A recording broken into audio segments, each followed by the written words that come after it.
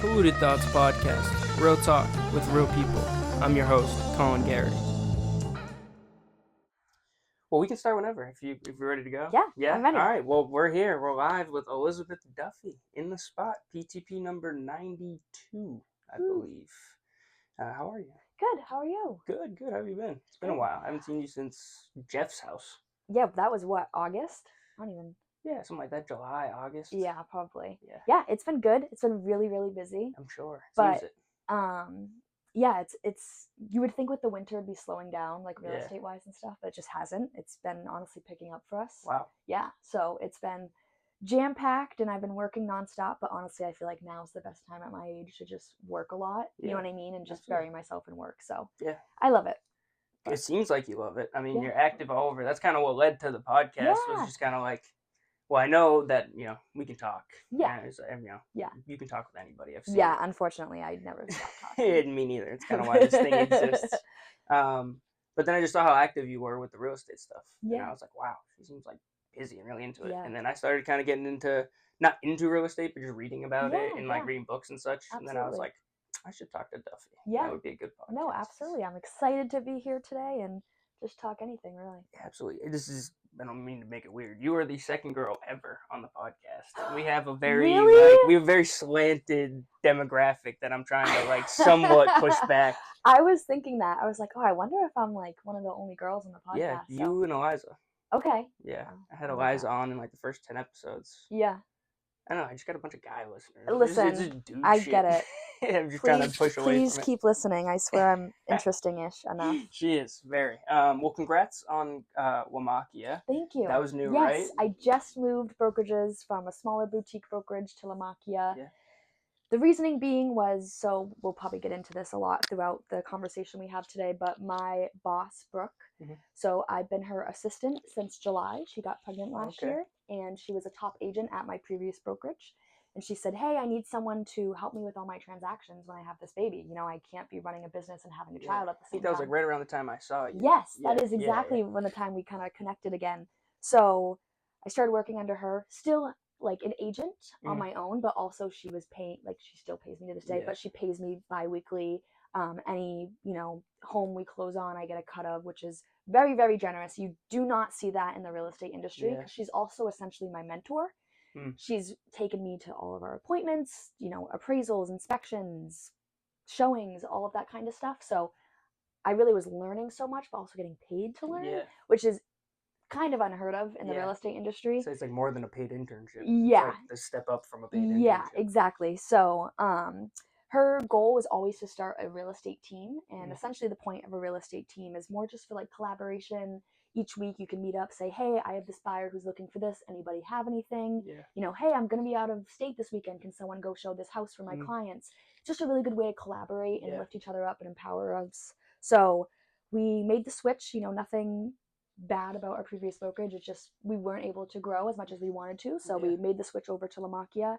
And honestly, it's been incredible. The resources and the innovation they have is actually mind-blowing, and I think it's probably the best thing we've ever done. I would say because there's so much like AI and technology that's probably changed within even the last 4 or 5 years. It's crazy. With real estate. It's so crazy. Like, just they think of so many things that you wouldn't think of. Like, they're one step ahead is a good way to put it. So it's amazing for our business. You kind of have to be, right, to know like your demographics and your clients and everything like that. Definitely. You definitely have to be. It's one of those things, everything's always changing. It's never stable, as everyone knows. So, but yeah, I love it. Did you go to school? Did you go to Nichols for real estate? So I basically started, for some reason in high school, I think I was a sophomore. I was like, oh, I want to get into real estate. No clue why. I don't remember the moment, but I remember around that time I was like, oh, I like talking. And I like looking at houses. So this seems like a really good industry. Watching a lot of HGTV. Probably. Yeah, my mom always watched that. I watched a lot of HGTV. Yeah, exactly. So I was and I think also too, like the real reasoning behind it is I've always felt like my purpose in life is to help others. And I think real estate is a really unique way to do that. Yeah.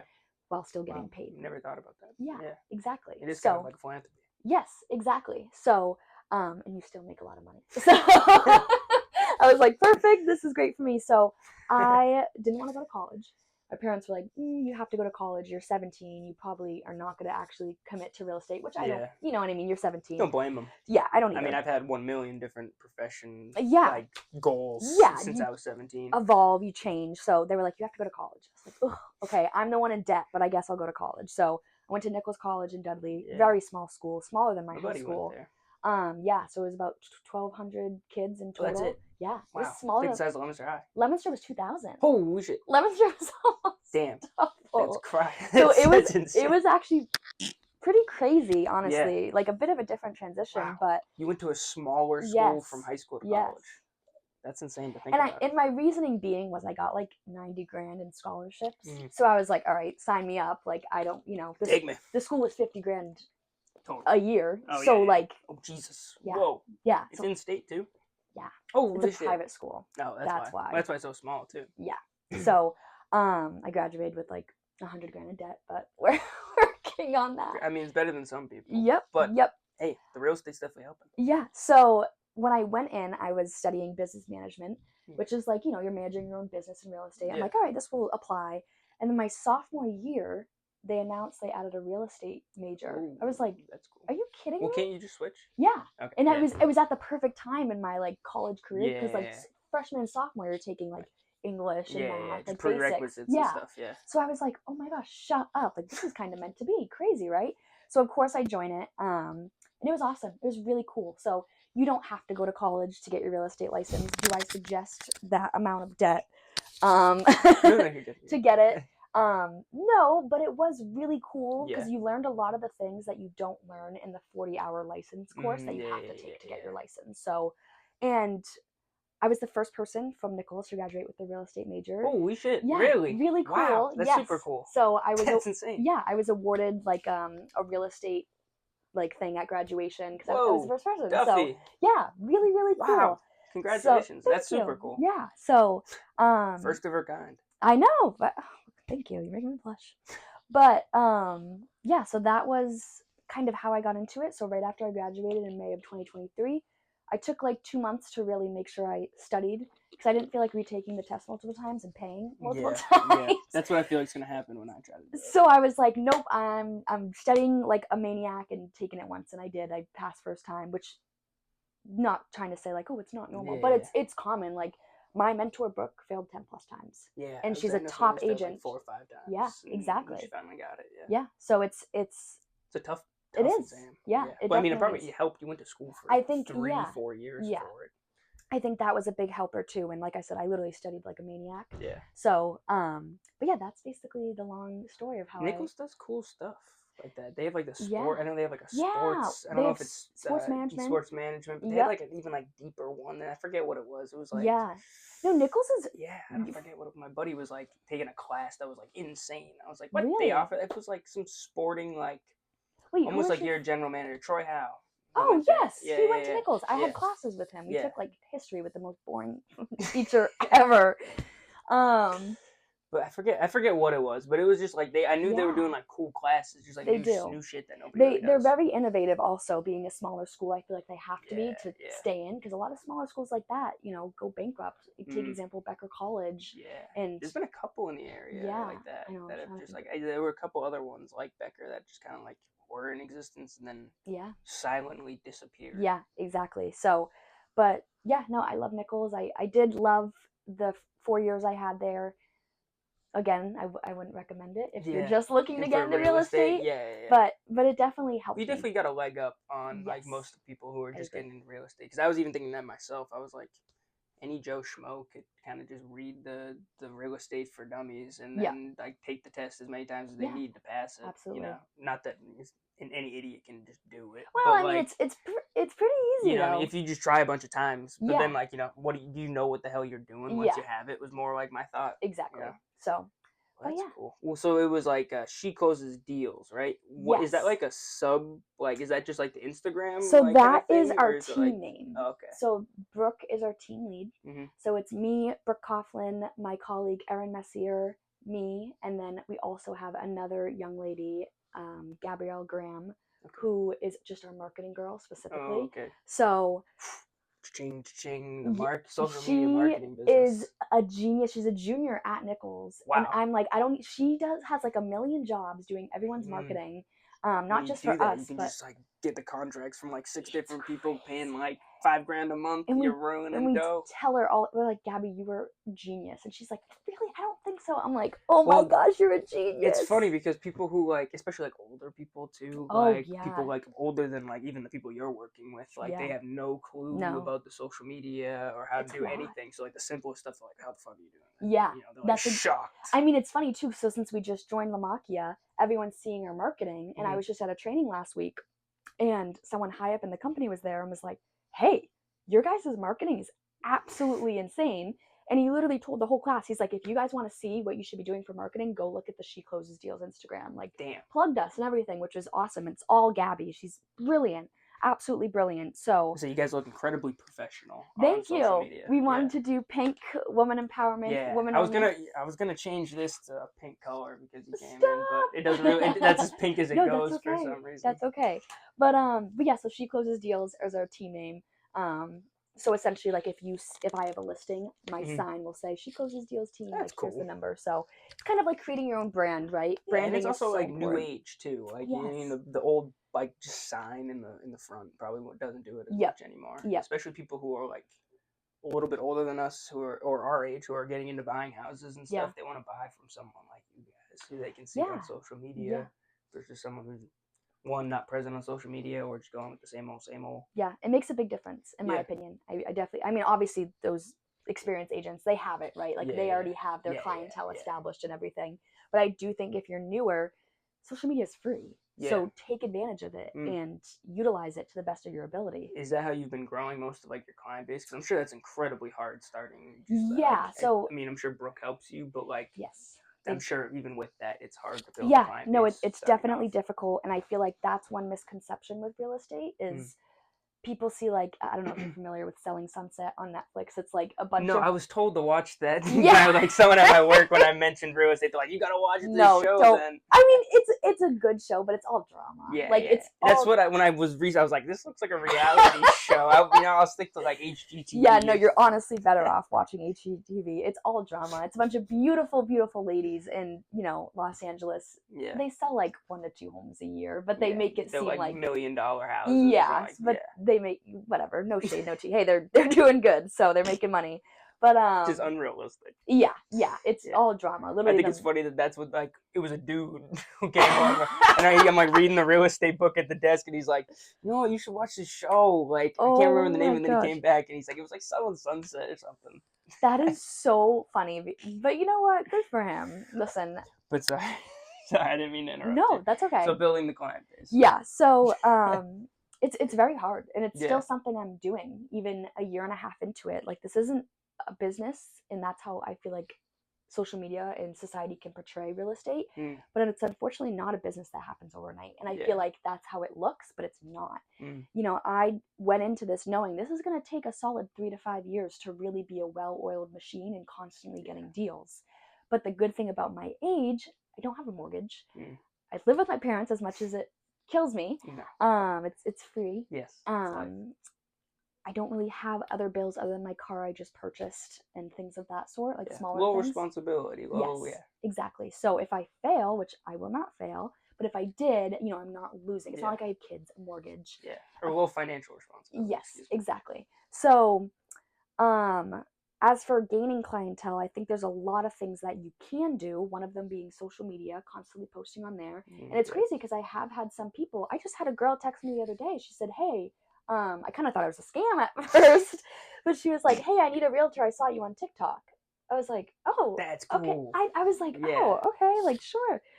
So I got her set up with my lender, and that's kind of how I like determine if they're real or not. Just because you never know. Like, I hate to say it, being a woman in this business, I get a lot of creepy calls from men that are calls, like phone calls. Yeah, I've had a man call me and was asking about my fee, and I hung up. I've had someone texted me probably last week, and they were like, I had a friend that said, hey, do you like help with relocation? If someone's moving from Texas to Massachusetts. I said, absolutely. I've worked with that before. They said, perfect. I'll send you their contact. So I got a text last week of someone being like, hey, this is someone from Texas. So I was like, oh, maybe this is that client, Yeah. even though that was like 2 months ago. So I'm like, hey, like, how can I help you? They're like, I want to take you on a date. I'm like, block. I'm like, no. Jesus Christ.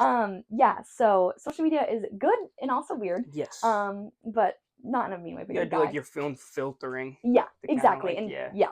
But social media is cool. I've had another client through there see a tour of a house I did, and the house was 900,000 plus. Holy fuck! And they were like, "Hey, I saw this house. Like, I want to take a tour." Like, perfect. Let's go. And now he's my client, and we've been looking for a few months for a lake house in Massachusetts. So definitely better get that bag. 900 grand. But it's crazy. It's crazy, right? So like that's one way. I think doing mailers each month is a big part of my business as well. We're sending things out in the mail. Yeah. So like targeting specific. Yeah. And so our marketing girl would create like looking to sell postcards, scan this QR code, and you'll get a free home evaluation of how much your home is worth. Yeah. So I love sending that out to my higher priced home neighborhoods. Yeah. Definitely. You know what I mean? Like, you know, I'll send it to everyone, but you know. So you guys do appraisals and everything too? So appraisal is a whole separate thing actually from real estate. So that's a whole separate lesson and a whole separate job, believe it or not. Wow.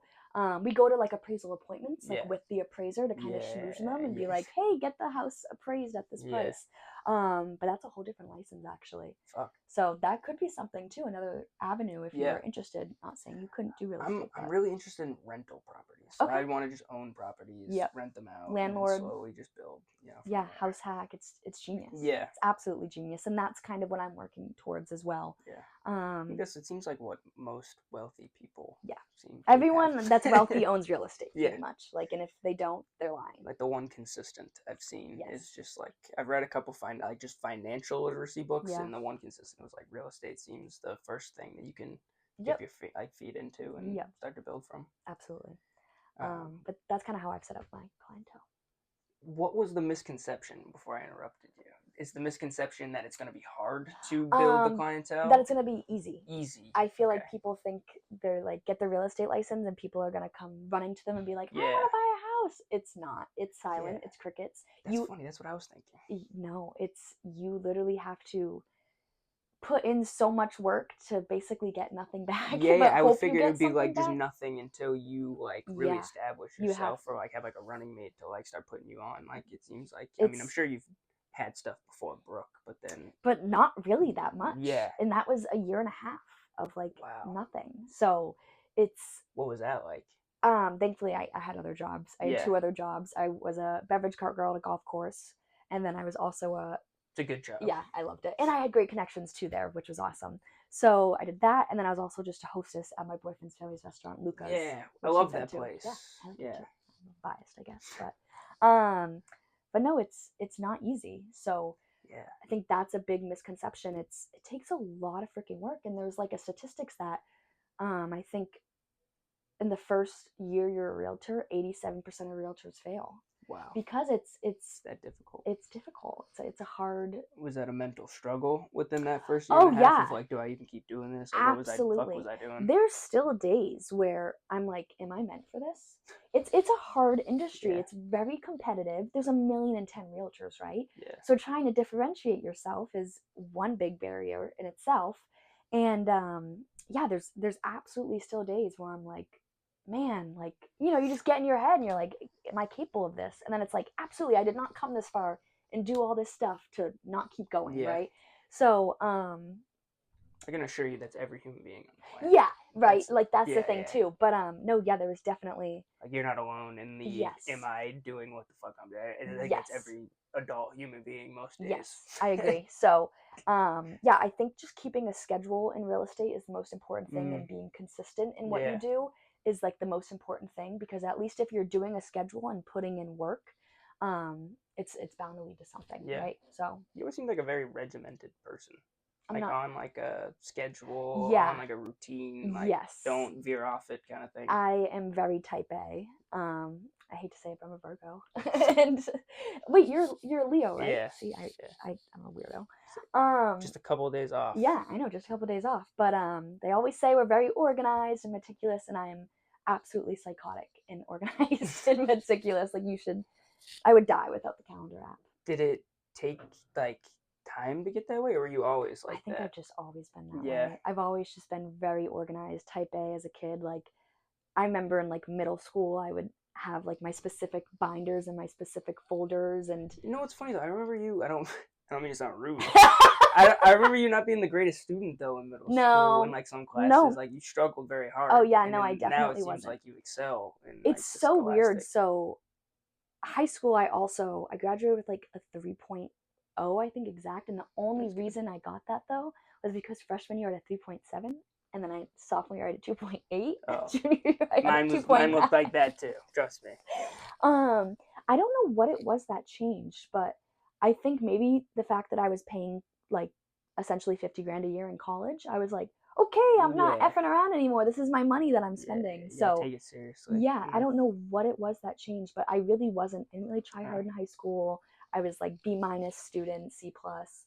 And then for some reason in college, I was like, if I get anything below an A, I'm gonna freak out. I don't know Yeah. why. Well, I remember like I forget what class it was. Like, Probably I have math. like a D right now or something like that in like middle school, and I was like, whoa.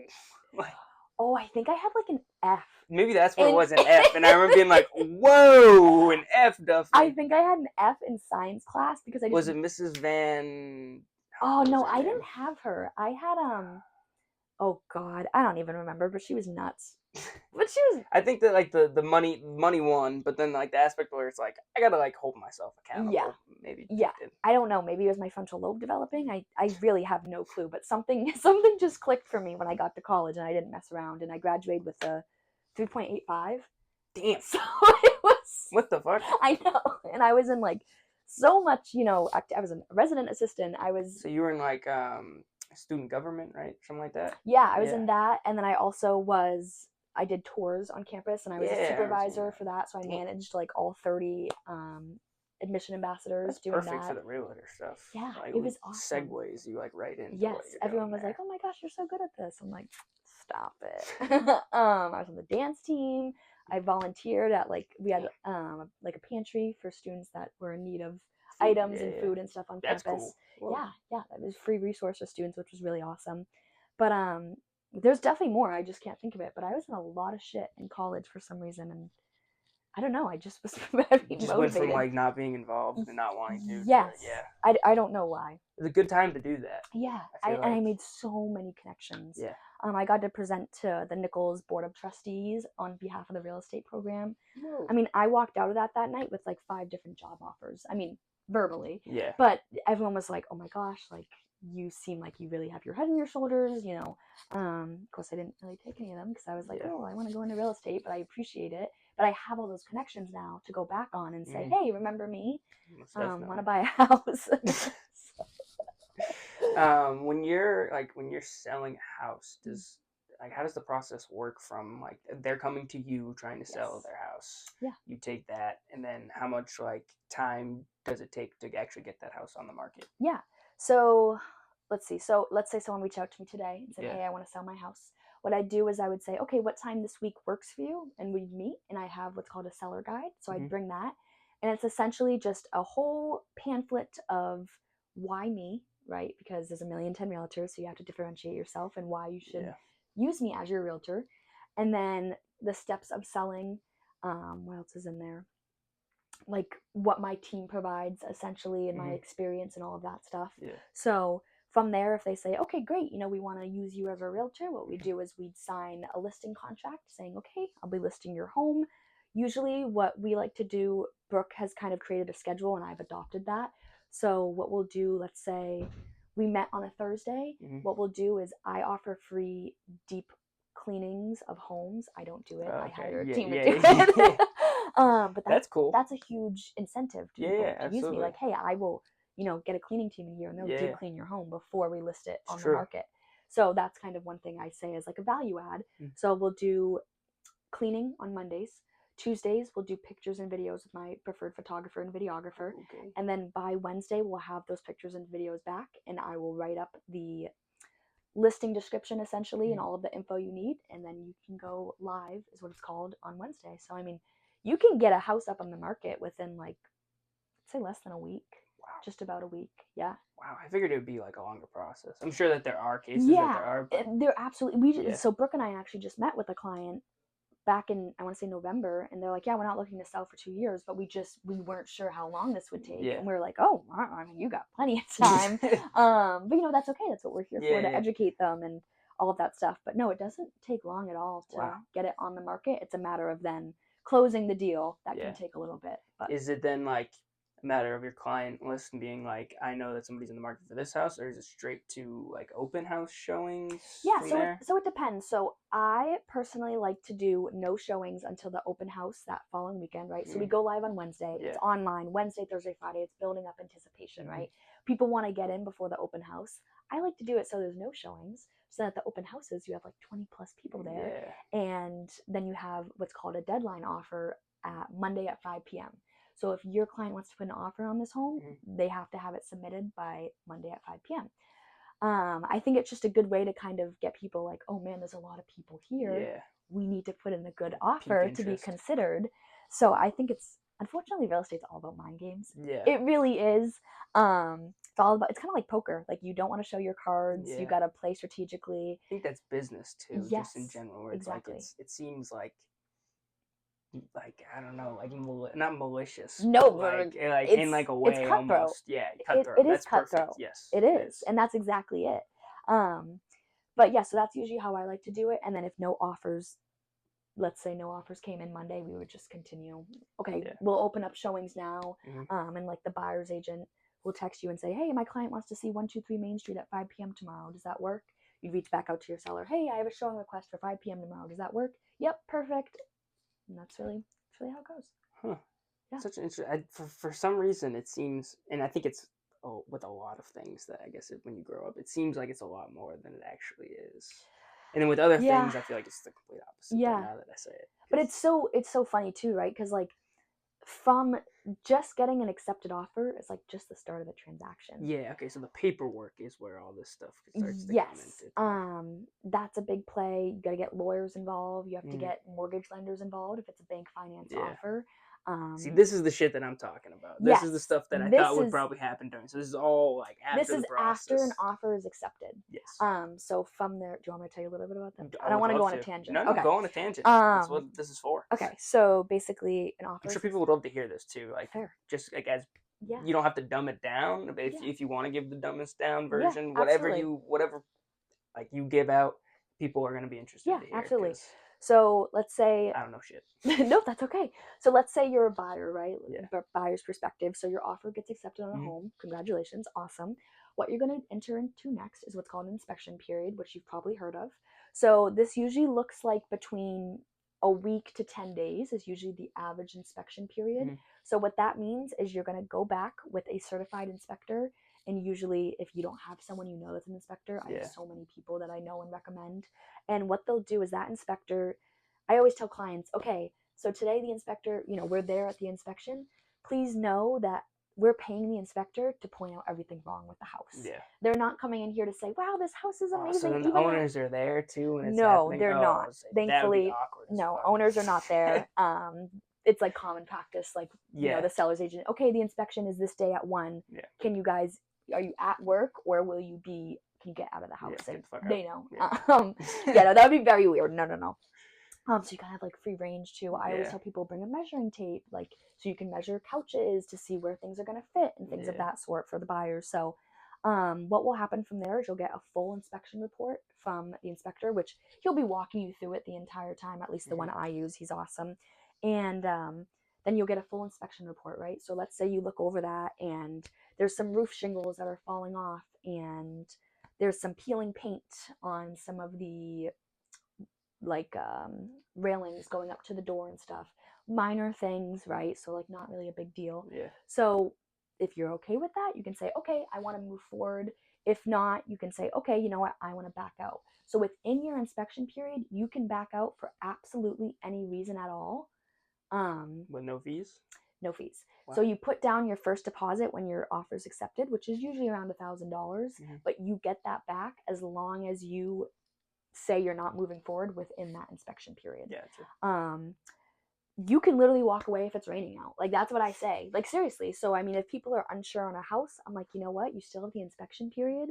So even if you're not like totally sure, If you're willing to pay the inspection fee, which is like $500 about, and then, put your deposit down, which we're going to take a quick break for a word from our sponsor. Our sponsor today is Steady Galletti Precision Painting. Steady Galletti is a small family-owned painting company that can handle all your painting needs for both interior and exterior projects.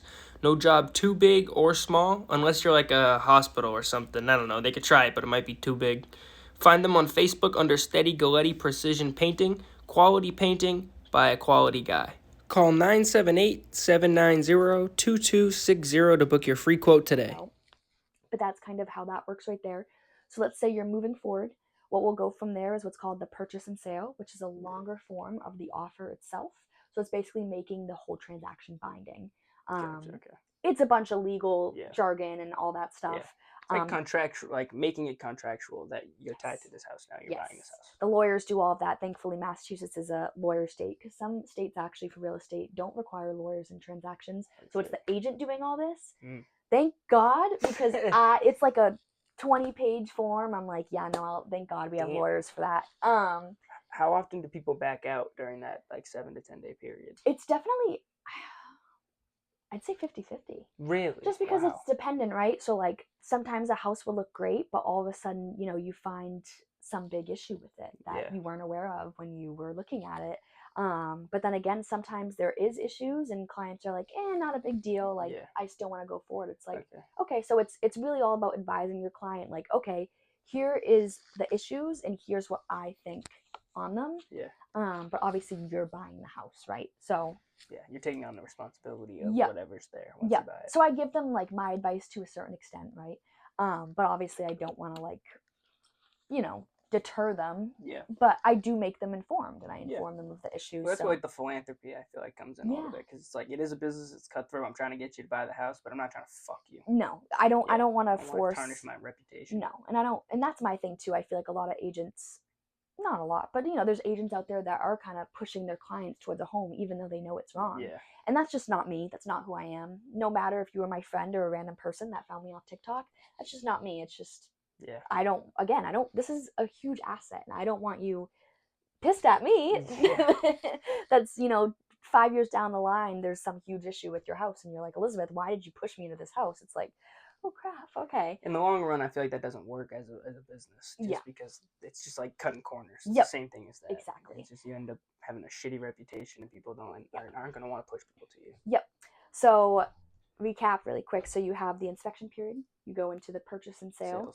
Which is the longer form of the contract yourself. You sign it, the seller signs it. Yay, congrats. What's going to happen next? So let's say this is a bank finance offer, so you're getting a mortgage.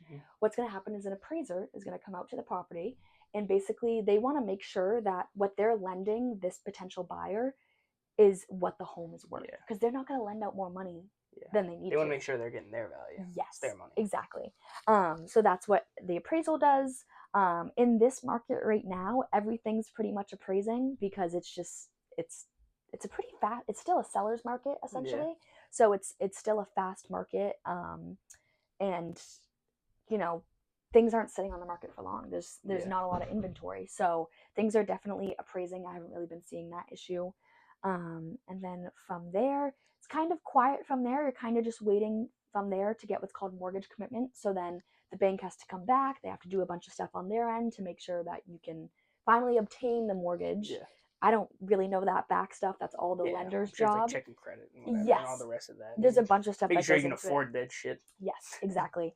And then that's when you get what's called clear to close, mortgage commitment. So they're basically saying, okay, we finally have your mortgage all ready. You're all set to close on the house. Congratulations. And from there you go to closing. So you go to the attorney's office, you sign like fat stack of papers, and then you get the keys to your house. Wow. So yeah, it doesn't seem that complicated, but there's definitely transactions where it's it seems like the first part of it, like getting it on the like I'm sure that was oversimplified for the idiot that I am and everyone else listening. But it seems like the process of listing it isn't as difficult as everything that happens afterward. It's like what people overwhelms people to get into real estate almost. Absolutely. And I think, people are like, oh, which I don't blame them. I feel like that was me getting into real estate my buyer's offer is accepted, I'm like, oh yay, like cool, that deal could still fall apart. Yeah. We just had a deal that almost fell apart a week before it closed. And it can happen, right? So like, you kind of hold your breath Yeah.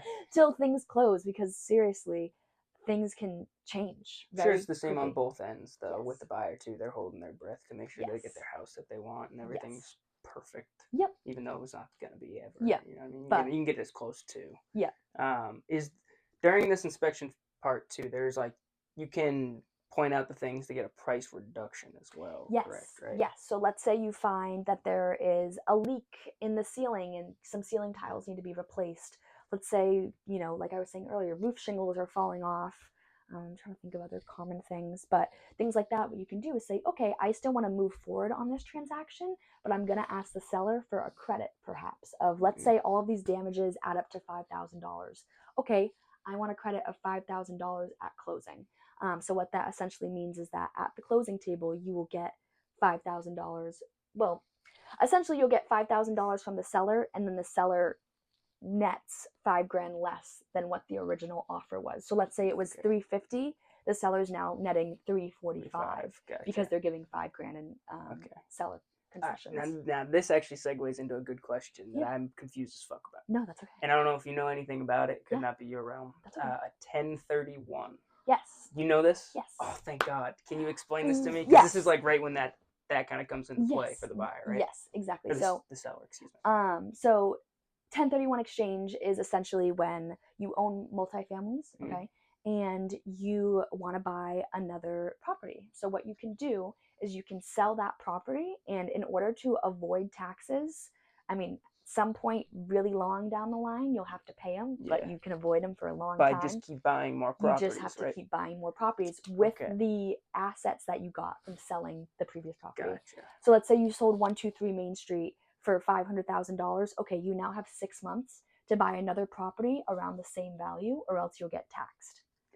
Okay. This is what I thought it was, but then it didn't seem that simple in my mind. I was like, I mean, there's paperwork to it, but it's really not. Yeah. It's just the concept of it seemed like it might have been more interesting. Yeah, no, thank God. Thank you for explaining. Yeah, absolutely. It's very common, especially with investors. Yeah. My boss Brooke, she owns like 8+ properties, and that's something she does. My good colleague Ben, who's phenomenal with commercial, that's like his realm. He's really big into commercial. He's a big investor himself, and that's what he does all the time. So that's like a good way to just push you to keep reinvesting into it as well. Exactly. So I guess it's good for everybody involved. Yes, exactly. Minus the government. Yep. But you know, they're fine. They get enough of my fucking money. Yeah, anyways. Exactly. I mean, some point down the line when you're done buying properties, you will have to start to pay it. Yep. But, you know, that's a later issue. Yeah. See, that was like a thing in my mind with all the taxes and stuff. It was like, fuck the rich. I know. And then like I start to read about all this tax stuff, and I'm like, I need to start doing this shit. Yeah. But this is what all of them they do. Yeah. And like it's absolutely. You know, the rich get richer based on the taxes. Yep. Yep. You're not wrong. So. Yeah. All right. Cool. Well, that was something that I need to explain. Sorry, I have a list of questions here good. as well. I love it. Let's see. Some of them are just kind of random. No, that's okay. What's a lesson that you've learned in real estate that you think like a new agent getting into it should? No. Find a mentor. Absolutely. I think I would be absolutely nowhere without my mentor, Brooke. I think if you want to get into real estate, the best way to do it is find an experienced agent and shadow them on everything and learn as much as you can. Follow them to showing appointments, to inspections, to closings. Watch them write an offer. Watch them negotiate. You learn so much from that, because the thing that stinks about real estate is you take a 40-hour course, right? They don't teach you how to negotiate. They don't teach you how to get clients. They don't teach you how to fill out any paperwork like an offer or anything like that. Whoa. So you get thrown. Jeez, this is what I'm concerned about, Duffy. Scaring me a little bit. Well, so that's why I'm saying finding a mentor is so important, because you literally get thrown into the real estate and you're like, what do I do? Yeah. Like that's why it's so many people fail, because it's like, what the hell? They didn't teach me any of this. So now you're stagnant. So finding a mentor is huge. Finding someone that is experienced and will take you under their wing.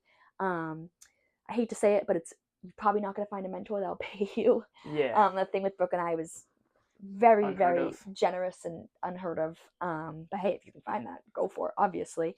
But I tell people that, you know, they're like, what? I'm like, yeah, it's very generous of her. How long should people expect to not be paid for? That's a good question. I know it changes. Yeah. Every situation is different, but like with a mentor or just in real estate itself? Yeah, I guess with a mentor or just getting into it in general. Is it like 1 to 3 years, 1 to 5? I'd say after 1 year, once you kind of set the foundation, things start to get rolling. Okay. And it's just about getting that one deal under your belt, finally getting someone to trust you. You know, the new agent, right? People are like, well, why should I trust you? You're brand new. But finally getting that one deal under your belt, it's something for you to post about on social media, right? So I post on social media, and a lot of these listings are Brooke's listings, if I'm being 100% honest. They're Brooke's listings, but I am getting a cut of them, and I'm doing the work. Any publicity is good publicity. Yes, exactly.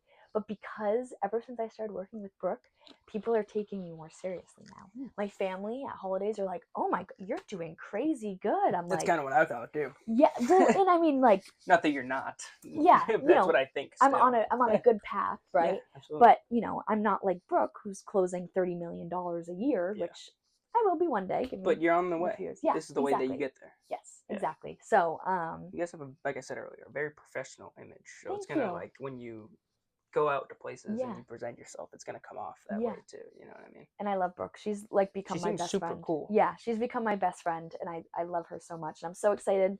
Not that anyone cares, but she just bought a house in Auburn because she lives in Belchertown out near Amherst right now. And like all of our businesses in Worcester County.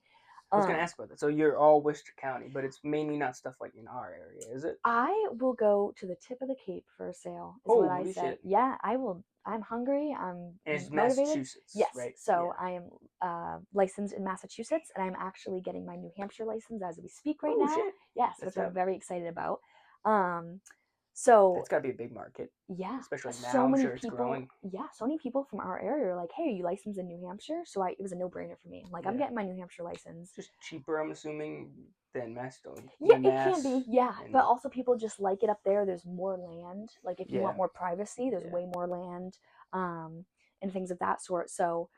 But damn, she lives in Amherst and she's like driving. Where are these like $1 million houses? They're not in Amherst in Belchertown. No, I'd say Worcester County. You know, really? Shrewsbury, Big Millbury. It just depends on the listing, right? Like we have a listing for 1.5 million, and it's in Charlton, Mass, which is close to my college. Yeah. But the reason it's so much is it's like I think it's 17 acres of land. Ooh. Yeah, and it's located on a private pond, so you'd have your own private pond. That's nice. And it has a single family home on it too. Oh wow. Yeah. So, but it just depends. Like you know, never judge a town by its cover, as they say, because there's nice parts of every town and there's bad parts of every town. So. Absolutely. But there's $1 million homes in Fitchburg. Somewhere. Yeah, exactly. There is. So. Somewhere. I don't know. No, but there is. There is. I'm joking. But yeah, so I would love. That's kind of my goal for this year is to make myself more established in this area: Leominster, Lunenburg, Fitchburg, Gardner, Sterling, all of those areas. Yeah. And kind of take over as like the young realtor, as the go-to is like my goal. It's a good idea. Yeah. Exactly. I don't think there's anyone that I know that's my age that's in real estate in this area. Not that I know of. Yeah. So I think it's a. That's why I wanted to do it. Yeah. Like someone I know and get into it. Get into it. We can be competitive. It'll be fun. It's just not that it seems like too much work. It's just like too much of work that I don't really want. It's a lot of work. To do. You know what I mean? That's why I want to get into the property. Yeah. You know what I mean? Yeah. And I'll deal with the first two by myself, and then hopefully I can accrue enough money to just pay a manager. Yeah, exactly. Get a property management company and just just deal with whatever the hassles are after that. Yep. Exactly. So but yeah, so that's kind of. I mean, you're definitely on your way to doing it. I think that's what I was talking about it with the last guest that was on. Was like building within your community is definitely the way that you have to get your thing out. Like absolutely. Social media, I think, kind of like creates a misconception about it nowadays, where you can just kind of bypass like the local attraction, you know, and just go straight into fandom and stardom or whatever. Yeah.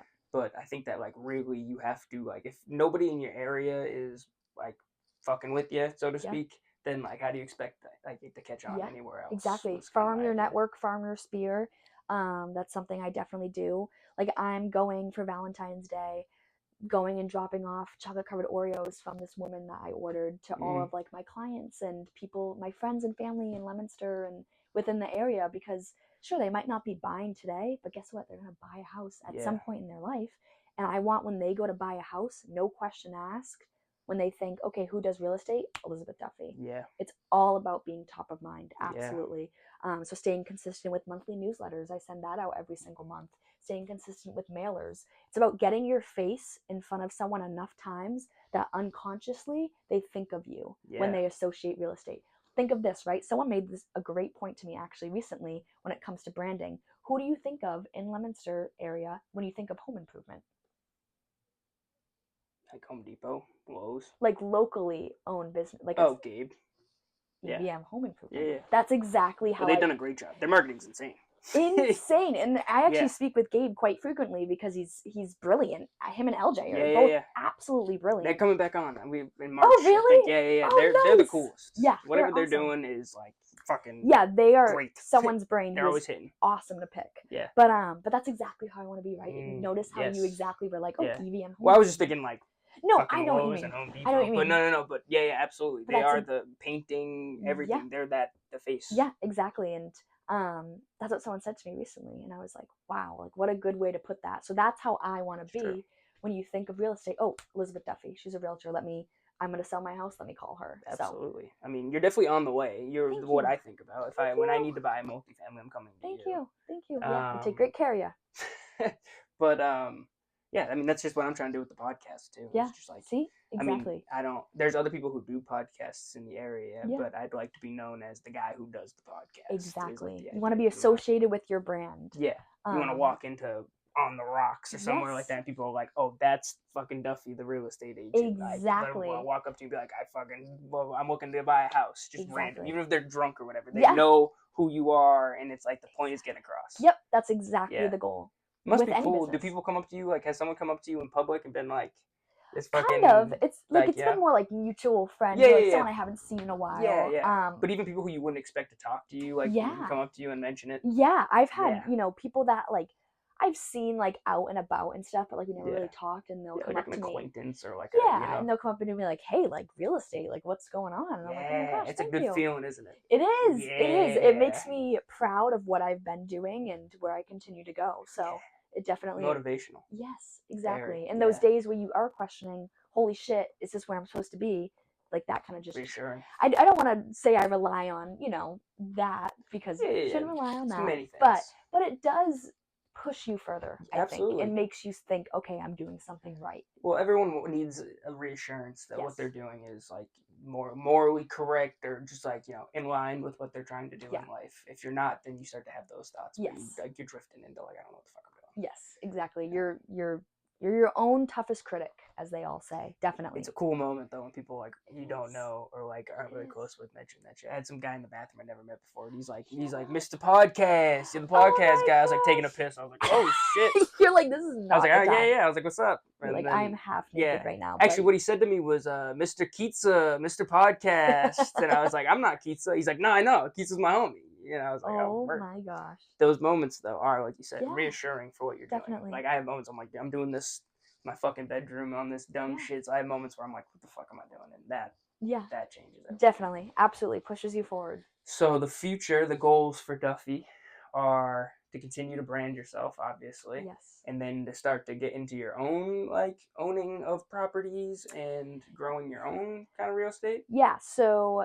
my goal for this year doesn't sound like a lot, but I am still newer. So my goal is to close 5 properties on my own without Brooke. That's good. Goals are good. Yeah, you need to write them down. You need to see them, constantly look at them, fulfill them. I got my vision board. I got it all. I love doing that. So that, and then like hopefully that'll equate to like 1.5 million is the hopes is what I'm hoping. In sales, yeah, absolutely.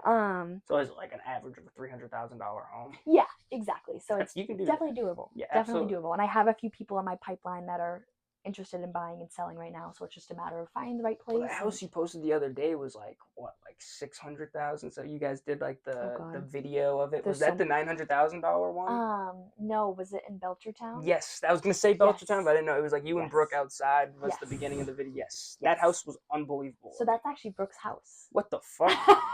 Like that she's selling because she moved? Yes, and she has a house she just got in Auburn. Damn. Yeah. That was her old house? Yeah. Brooke's doing good.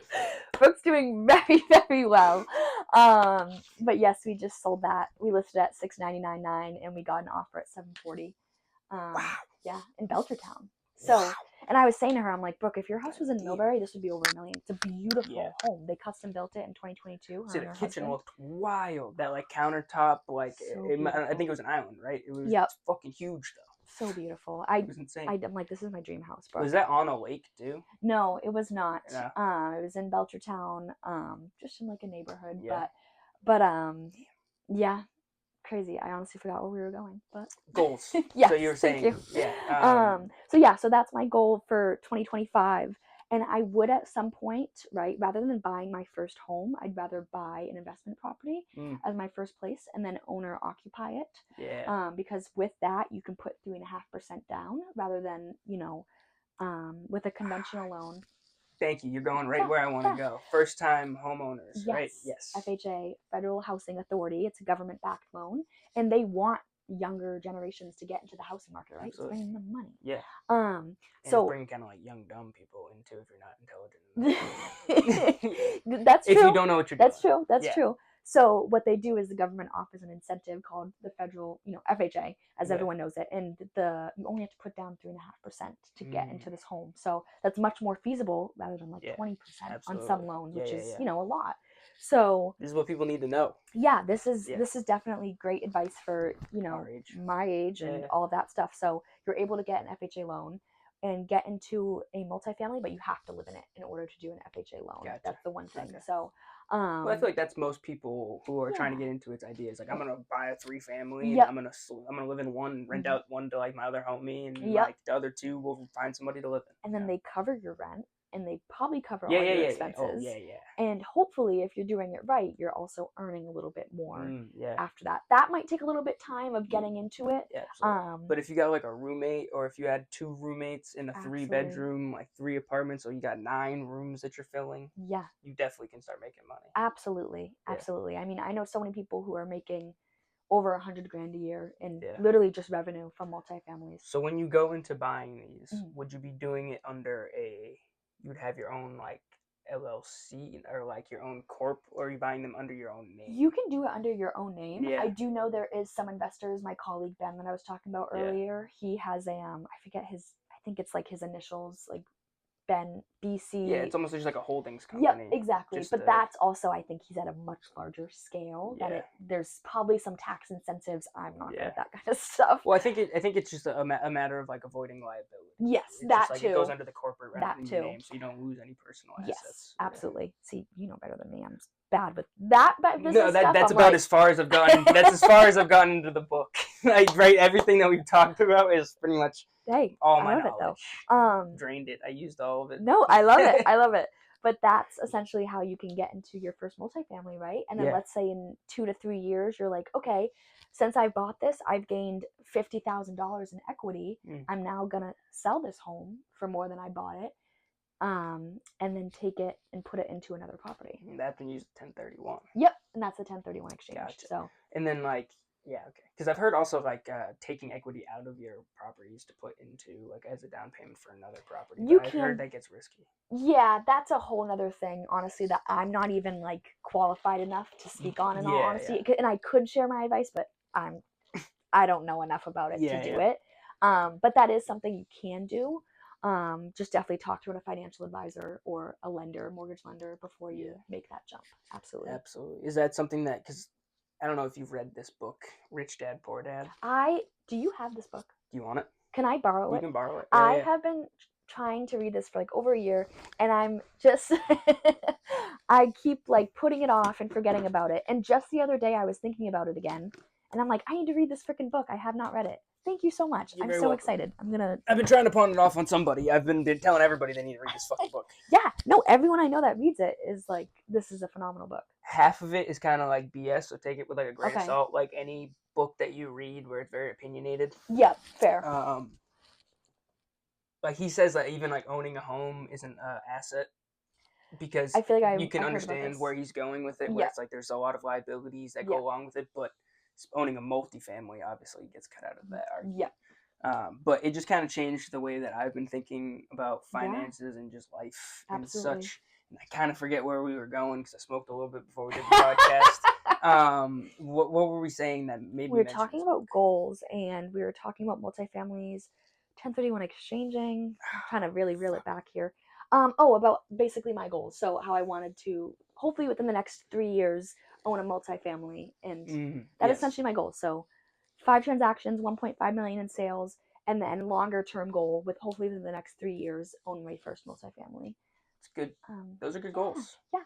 So, damn long-term goals past just the 1 year. Exactly. Yeah. That's I think good. you always got to be looking forward, right? So that's definitely. Gotta work on that. Damn, I only have 1 year. Listen, that's okay. You got to start somewhere though. At least you're starting with true. 1 year goals. There's people who don't even do that, so take that into consideration. I want to get into the commercial side of things too. Yeah. Like owning like a warehouse or something. Like along down the line. Yeah. Like we're talking long-term goals, I guess.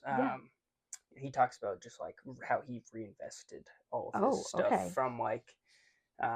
He's kind of like vague about actual transactions and things, and obviously doesn't go into the details of what it takes to get things done. Makes things seem really simple, but like she talks about like how he would buy this property and he would only buy it because he knew someone else was looking into it, so he'd buy it, sell it to them, take that, buy this next one, and just like I don't know. Read the book. Good. I'm very excited. Thank you. Of course, very excited.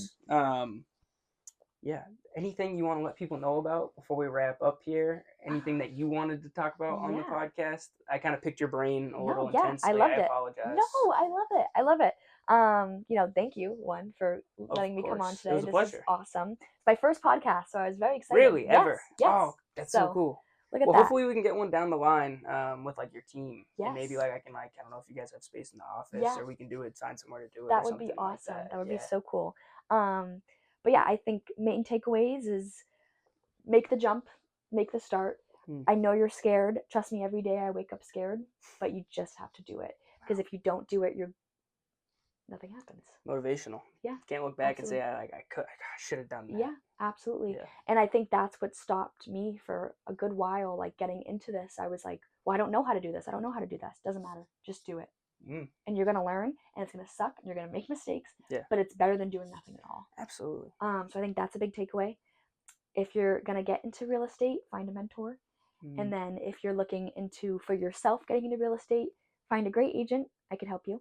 And go with an FHA loan. All you need is 3.5% down. And it's a great program to get you in and, get some equity and assets in your life. I mean, think about that, people. Sorry to cut you off. 3.5% on like a $300,000 house, which is a beautiful home, is less than 10 grand. Yeah. It's, it is 10 grand. Yeah. Pretty much. 9.5, 10 grand. Yeah.